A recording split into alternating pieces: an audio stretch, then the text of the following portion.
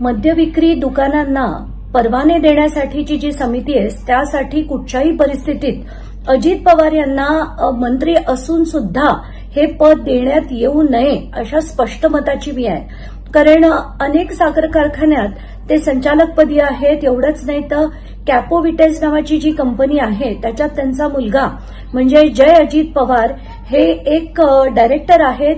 आता ही कंपनी ही Indian made foreign लिकर बनवते आणि 105 KLPDची त्यांची आताची डिस्टिलरी असताना कुठच्याही पद्धतीने हे तर सरळ सरळ म्हणजे ऑफिस ऑफ प्रॉफिटचीच केस आहे. खरं तर अजित पवार मी नेहमी म्हणते की अंबानी अडाणींपेक्षा बिलकुल कमी नाहीयेत.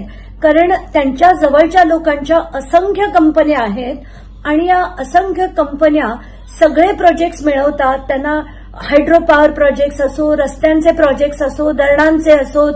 राज ग्रुप नावाच्या कंपनीचा मागे मी काही दिवसांपूर्वी खुलासा केला होता. अनेक साखर कारखान्यांमध्ये ते संचालकपदी आहेत, त्यांची मुलं संचालकपदी आहेत आणि असं असताना हे काही देशसेवा करायला आलेले नक्कीच नाहीयेत.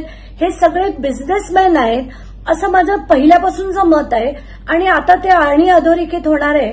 मला असं वाटतं की कुठच्याही पद्धतीने त्यांना हे पद दिलं गेलं नाही पाहिजे.